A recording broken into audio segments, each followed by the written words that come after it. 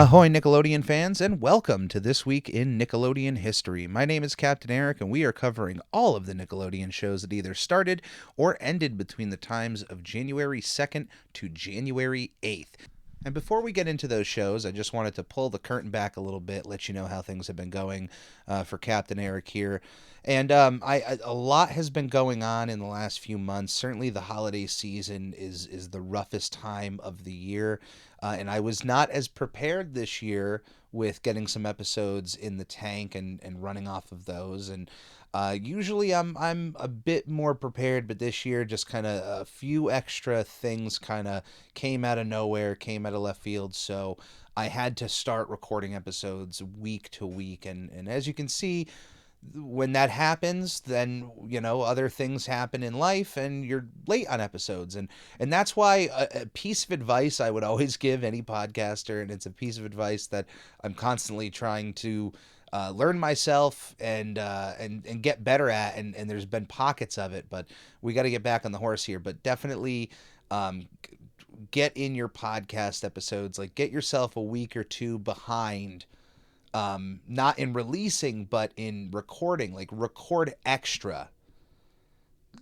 a week or two extra, so that if you happen to fall back a week or two, you have those to fall back on. So, yeah, I didn't get to do that, but with things kind of slowing down, I'll be able to get back into that mode, which will then kind of clear things up on the extra front, making extra videos, which... So as far as this year is concerned, a project I have talked about since I've had this idea since 2020, and there's been a few roadblocks here and there on getting this project out, but the first episode is just going to debut in January 2022, and it's going to be reviewing every Nickelodeon series from the Funko Pop releases. So going through, starting with Doug. I know it says Disney on the packaging, but they're the same characters. So going through Doug all the way up to The Legend of Korra, and if there happens to be any future releases. But going over, I own most of the Nickelodeon Pop Collection, so it'll be, you know, going over the pops, showing off the collections kind of in full in different segments, and then you know, my thoughts on the future of the series. The issue with that, other than just time, has really just been kind of, for me, the look of it. How do I want this to look? It's my official, you know, review of the Funko series. So I'm going to just, you know, I have the office here. I only have a few more months with this current set before I'm going to be rebuilding a new set in my new home. So that's exciting. Hey, there's another thing. So that's something to also bank in a bunch of episodes. So when I'm moving and setting things up, I don't have to freak out if I take a week or two off.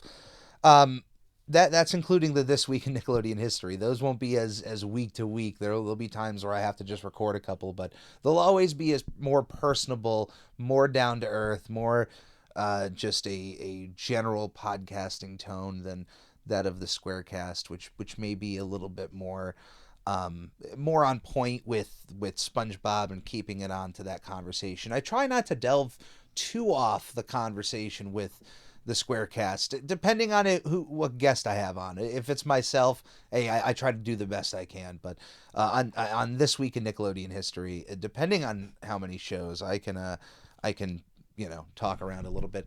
Yeah, which, by the way, if you haven't noticed, with this much of an intro, there's not that many episodes to go over. Nickelodeon, for some reason, does not release many episodes in the beginning of the year. I mean, in January in general, there's not that much, but especially this week, there really wasn't. But we have some extras to go through. One of the shows we are going to go over, already mentioned, was Doug, which felt very appropriate of talking about the Funko collection here, and also appropriate of releasing it in January. There is a Doug anniversary with Nickelodeon here. We'll get to that later. But because of the amount of shows that we're going over today, at the end of the shows, I'm going to give you my top five Doug episodes. Nickelodeon's run of Doug, my top five episodes out of that 52. Or is it 65? No, I think it's 52. I think I'm right. Hold on. Dun, dun, dun. And boom, look at that. I was right originally, 52. I'm not changing my answer there. So if you are a subscriber of the Captain Eric YouTube channel, over the next month, please keep an eye out for the incoming season 3 in This Week in Nickelodeon History uploads. And once it's caught up, it's just going to release at the pretty much the exact same time as the audio podcast. If there are ever delays, then that's a YouTube issue. This is for now an audio podcast, and if I can get that audio out first, I will. And if YouTube is having some sort of issue with the audio, or it, then that's on them. But always hurdles to jump over. But hey, this ship is just continuing to move forward. Like I've said, delays or not, if there ever happens to be something in my life that delays this podcast, there's never going to be an end. Either once there's, for the Squarecast, once there's no more SpongeBob episodes, hey, that's the end of that show. As far as This Week in Nickelodeon History, depending on how I evolve things here, this can certainly keep going as a guaranteed weekly show on a weekly basis. So that's how things are going on my end. But as far as This Week in Nickelodeon History, I wanted to give a shout out to Kaput and Zosky, the show created by Louis Trondheim, a show based off of a series of comics. And it was a show that premiered on the Nicktoons network. It was one of those, like, kind of like you can only see this Nicktoon, quote unquote, on Nicktoons network. And there was a nice variety of shows when that channel launched of different animation from around the world, and Kaput and Zosky was a fun show to watch. It only ran for 2 seasons of 26 episodes. It stopped airing, I think, on Nicktoons Network around this month. I think it was January 17th, if I'm not mistaken. Let me just double check on that. January 1st, 2007. So yeah, right on January 1st was the final air date of Kaput and Zosky on the Nicktoons Network. So I just wanted to give them a big shout out there. Anyway, we are starting this week 10 years ago. No, not 10, 11 years ago. I got to now my math is all off. This is the first one of 2022. 11 years ago, on January 1st, 2011, House of Anubis premiered on Nickelodeon. The show was created by Hans Borlin and Gert Verhulst. It ran for 3 seasons of 190 episodes plus a 90-minute TV special. I was not a watcher of House of Anubis, did not have Nickelodeon Live at this time, and honestly, even if I had Nickelodeon Live, it's not a show that I would probably watch live. If it was something that people said was really good, hey, maybe in streaming I would check it out. But here's the big but here.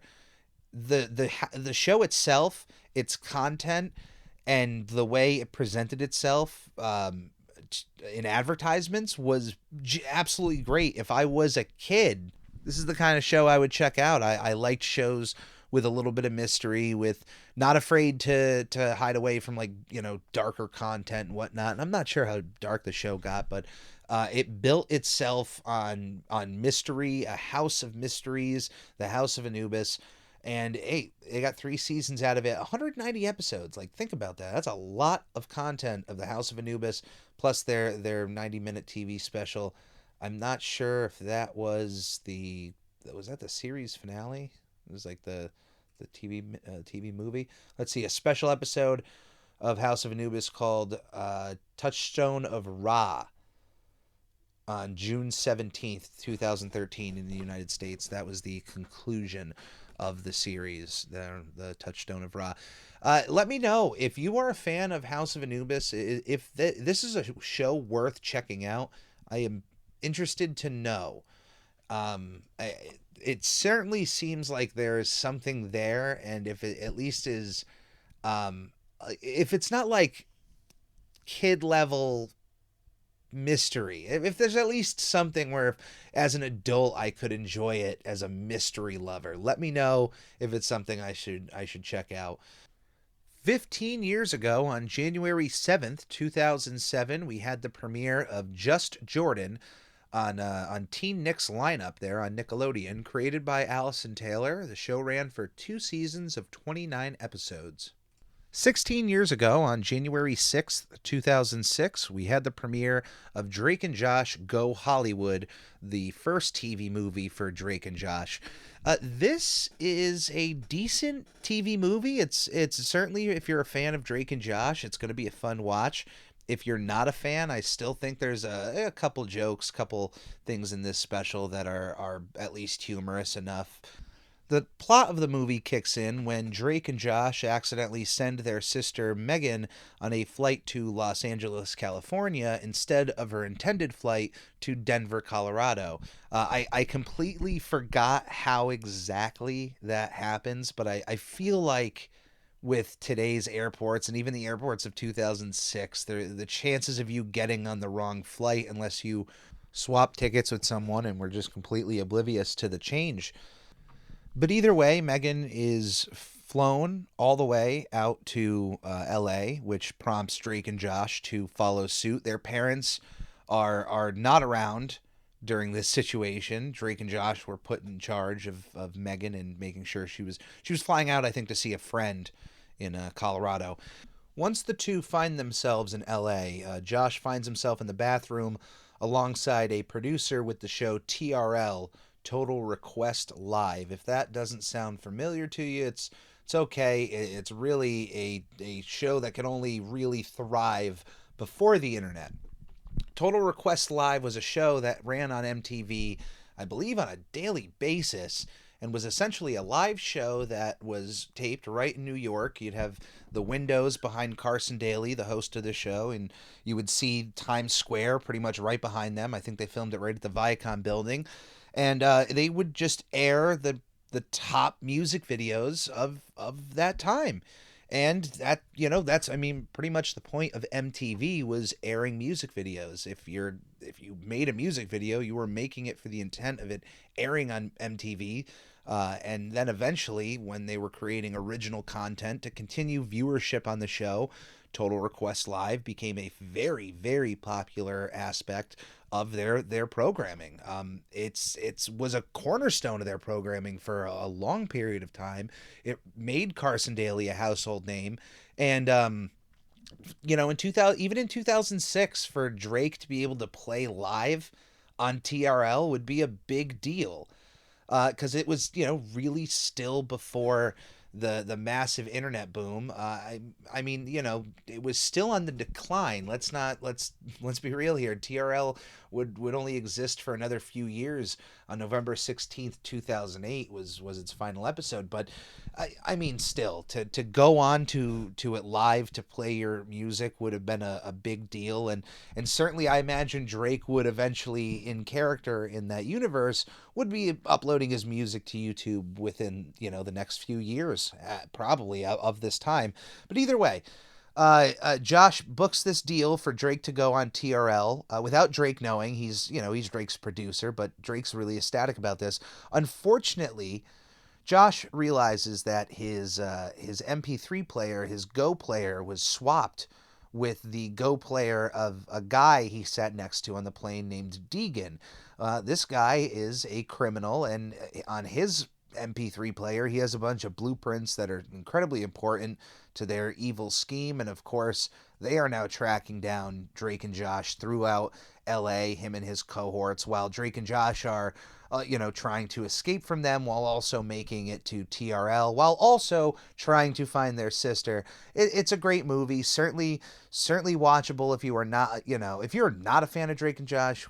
Okay, don't watch it. But if you have never just watched Drake and Josh, you can certainly watch this movie without having to watch the show and still find enjoyment in it. The TV movie, by the way, was directed by Steve Hoffer and was also viewed by 5.4 million viewers that week.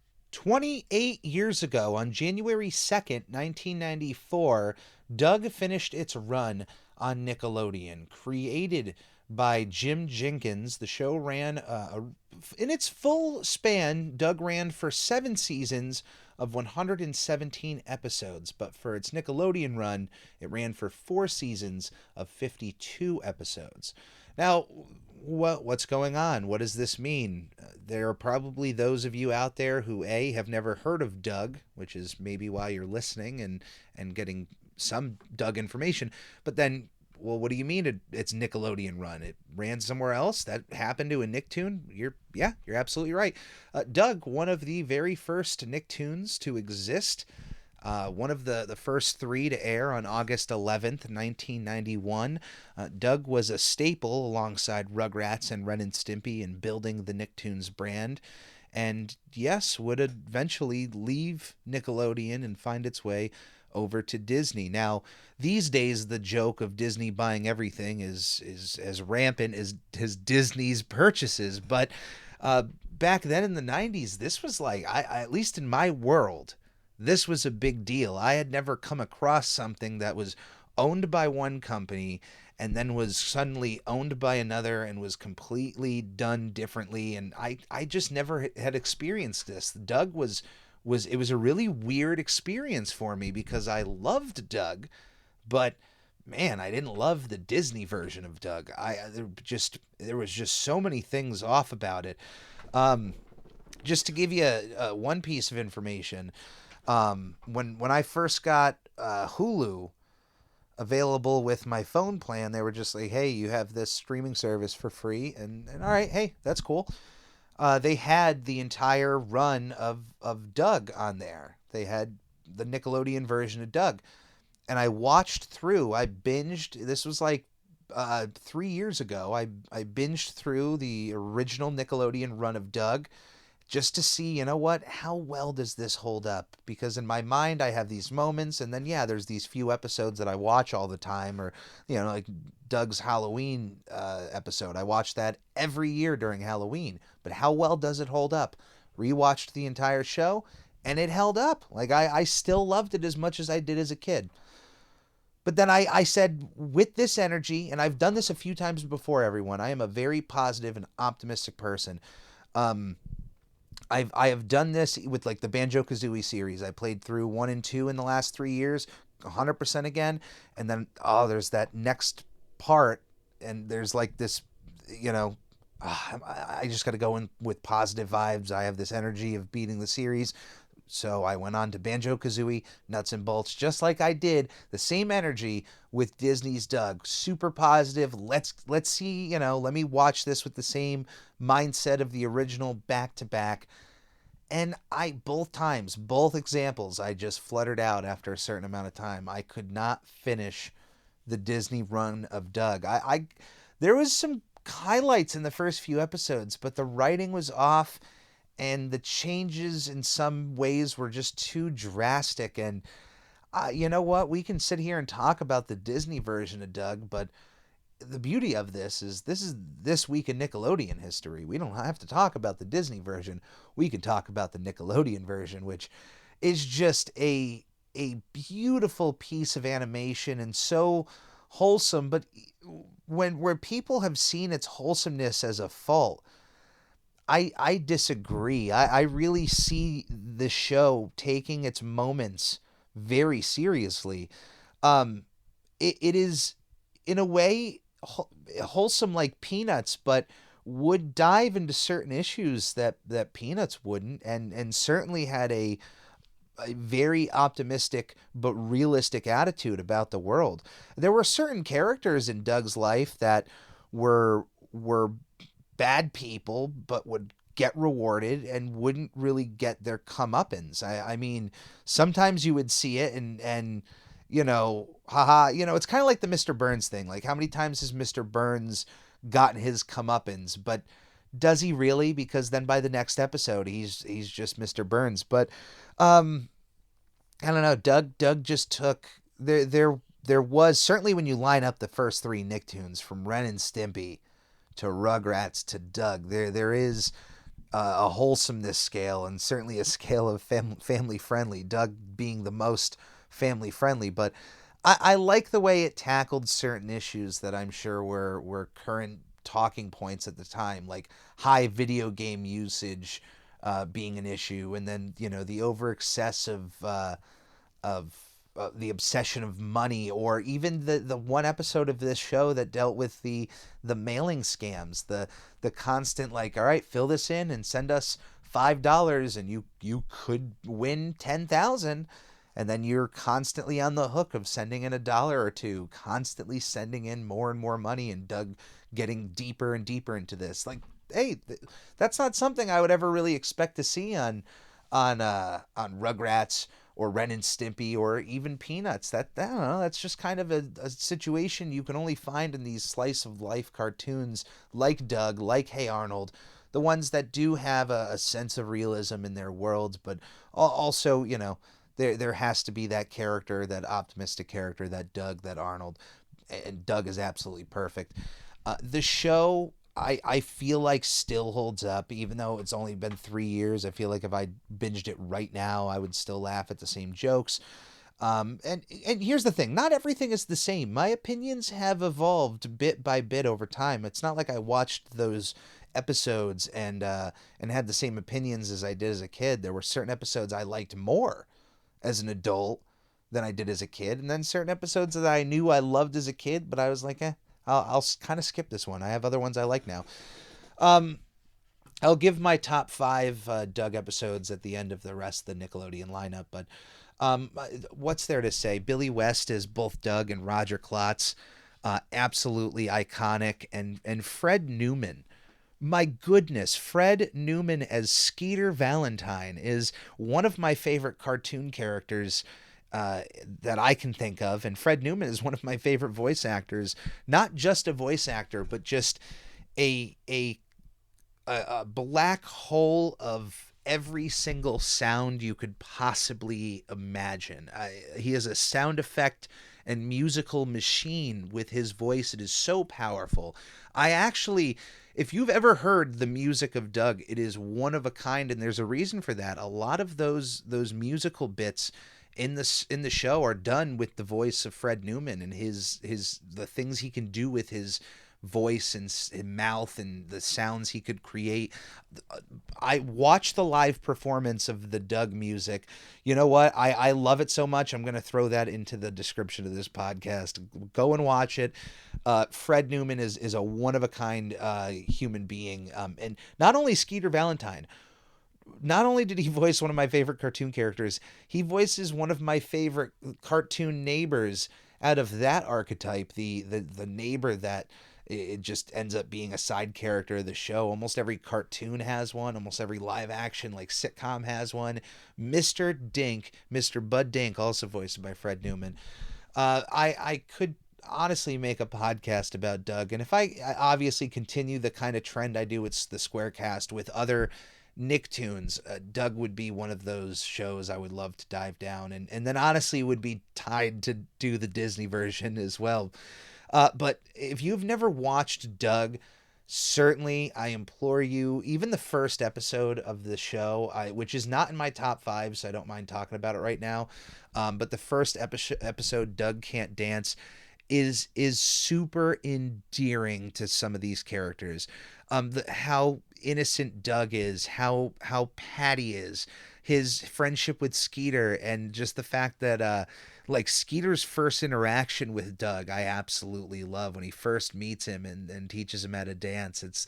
It's where I fell in love with the character myself. So watch that episode. It should show you what you're in for the rest of the show, other than I think that first episode is a bit choppier, like more of a Dr. Katz like animation compared to the rest of the show. It certainly cleans its lines up as the show almost really instantly continues. But Doug can, even if it's not dated whatsoever, even in certain aspects, there are a lot of episodes that do not really deal with technology and just deal with common human issues. So it is certainly worth a watch.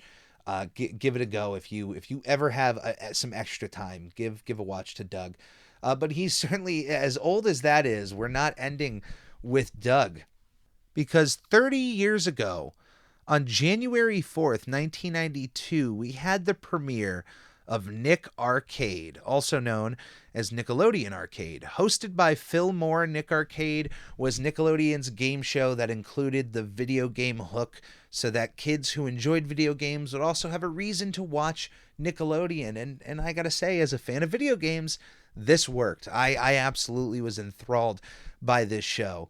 The show had multiple elements to it and involved itself with different kinds of video games, from its own custom video games that you can only find on Nick Arcade to showcasing a few known to, really well-known video games in its video arcade challenge. The show had two teams of two kids face off, a yellow and a red team. With the first round, each round would actually start with a face-off, which was a custom-made Nick Arcade game with the red and yellow teams facing off against each other. Usually something fairly simple, something that would kind of, be done within a quick amount of time, that would start off the next, the beginning of the round, which was a trivia. Now, this is crazy. There's trivia here, but it's trivia where the goal is to move this video game character through different tiles from his start to the goal space on the board. Now, when a team won the face-off, they were in control of Mikey and then would be able to tell him to move up in 4 directions: up, down, left, and right. And of course, Mikey would only be able to move 1 space at a time. Now, for the things that Mikey could run into on the various spaces before he reaches the goal, the first one is the 4 Ps. You could get points, puzzles, pop quizzes, and prizes that are picked up off of the board. Points would be automatically rewarded with either 25 in the first round or 50 in the second round, being rewarded to the team. The video puzzle would be a puzzle that the team would get to solve, and if they solve it right, once again, 25 points, 50 in round 2, and then they would also regain control of Mikey at the end of that. If you also got the points, you kept control of Mikey regardless. The pop quiz could pop up, which then would ask a question related to the area that Mikey was on, and there was a wide variety of different areas. You had a pirate-themed one called Pirate's Cove. You had Slurpy Gulch, Volcano Jungle, Creepyville, Mikey's Neighborhood, which was honestly my favorite one because it just, it fit him the most. The Time Portal. That was always an exciting part, was just to see where Mikey would get thrown into. But yeah, I liked Mikey's Neighborhood. So you'd get a pop quiz as well on top of this. If you answered correctly, hey, 25 points, 50 in round 2. And then the prize would be the team that moved Mikey would win a prize, and then they would get to keep control of Mikey. On top of those 4 possible places that Mikey could land on, there could also be the video challenge, in which one of the team would get to move over to the video challenge area, with one contestant getting to play one of 5 various video games, and the other one using a magnetic, Etch-a-Sketch style board. They would write down a point value that they were going to bet on their teammate. Now, the teammate, you didn't really get to know what you were going to do until after you picked your video game. So when you went over, there was a choice of 5 various video games that could be in the video challenge. Some of these games were from various video game systems, from the NES to the Super Nintendo, the Sega Genesis, the TurboGrafx 16, to the Neo Geo. Now, I will tell you, I saw a few times Sonic the Hedgehog and Sonic the Hedgehog 2 being used on Nick Arcade. Those were my absolute favorites to be chosen. And let me tell you, as much as I have bragged on this show on my current prowess at certain Nickelodeon game shows like Legends of the Hidden Temple and Double Dare, I will tell you that even at 6 or 7 years old, I was ready for the Sonic the Hedgehog challenges on Nick Arcade, because it wasn't just like beat the first level. It was just like, collect 25 rings or defeat 10 enemies or something within, a set amount of time. The team could wager anything from 0 all the way to their current score, kind of like what you can do in Jeopardy. You can wager as much of as you have. Uh, Mikey could also land on an enemy space. Then usually you'd get like an animation of Mikey in some sort of danger. Examples like in Mikey's Neighborhood, you get the bully Game Over who would come up and beat up Mikey. But another space that the team could land on would be the time bomb. The team controlling Mikey at this time would have 10 seconds to spell a word, alternating back and forth with each letter. And it would just, like Pong, just go back and forth. So hopefully, if your teammate was good with spelling, this would be a simple spot for you to land on. And then, of course, there was the goal. Now, the goal worked in two ways. If the team that moved Mikey moved him to the goal, they alone were asked a question based on a category their opponents chose from a list of 4 categories. A correct answer earned 50 points in round 1, 100 in round 2, and the goal for that round. If they answered incorrectly, the opponents got half the points available and the goal by default. If time ran out before Mikey reaches the goal, a sudden death pop quiz question was asked for 50 points, 100 in round 2. At the end of round 2, the team with the most points would enter the video zone, the third and final aspect of this show. The whole like kit and caboodle, the whole part you're building up towards. This is the hidden temple part of like the Legends of the Hidden Temple of Nick Arcade.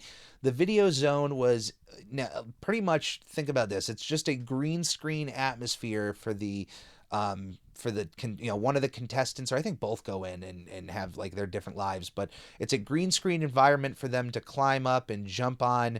But for us, the viewers, it looks like they have been inserted into a roughly like 16-bit looking video game. So the things that they're jumping over are enemy attacks or projectiles, and when they're climbing up something, it looks like they're actually climbing in the video game. It's meant to be this big deal that you're getting inserted into a video game. They had 60 seconds to clear 3 levels of various video games and defeat various game wizards that were in the intro of Nick Arcade, like this whole like who's going to defeat one of the game wizards and won the grand prize, which ultimately was usually a vacation for the contestants to go on with their families. The funniest ones were when the vacations were to Orlando, which it's like most likely they were probably on a vacation in Orlando to record these things, but then they'd get a vacation to Orlando. All right, extend it out another 2 weeks, honey. But yeah, Nick Arcade was a prime example of good video game entertainment on television. A lot of television channels didn't really know how to handle video games, and we want to advertise to these kids, and we don't really know what their deal is. Like it's very simple. Just put up video games. Ultimately, I mean, look what dominates a lot of our viewing is people playing video games. We just like watching people play. We like seeing the video games themselves. And that's why something like Nick Arcade was so exciting, because even if it was for a minute or two, or even 30 seconds, just to watch somebody play Sonic the Hedgehog 2 on the TV was just mind-blowing as a kid. Just as much as it is to watch somebody like Markiplier or somebody play Five Nights at Freddy's on YouTube. For like, there's a kid out there who's just sitting there on their iPad blown away by that, and I don't know, it's the same feeling I probably had watching Nick Arcade. Probably not, but you get the drift.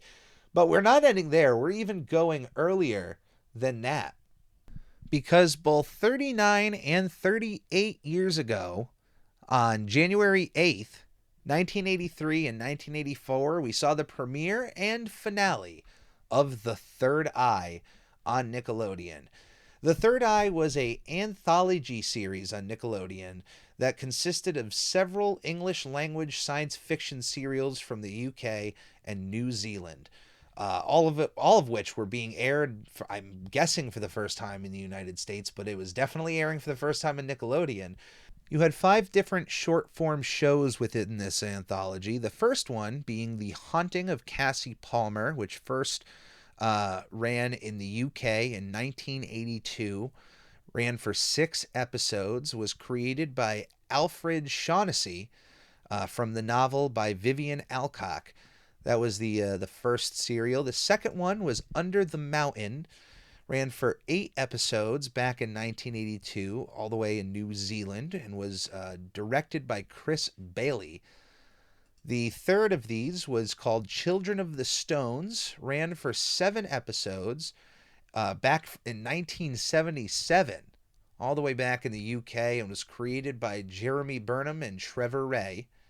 The fourth of this anthology was Into the Labyrinth, which ran for 3 seasons of 21 episodes back in 1981 to 1982, all the way from the UK. The show was directed by Peter Graham Scott.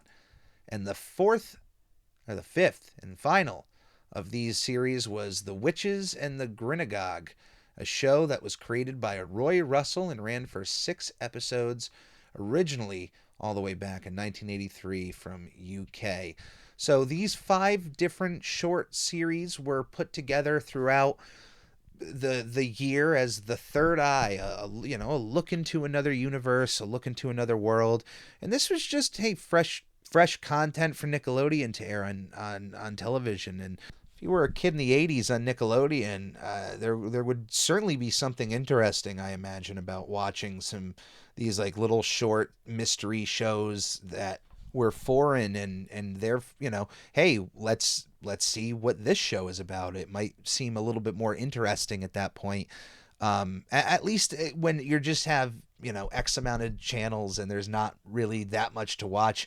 When you get something that just feels different, I don't know, that could be exciting. So I don't know how many of you out there were there live when this show was airing on Nickelodeon, or if any of these mini shows out there have fans of them. If any of them are worth checking out, certainly let me know. I would really appreciate that.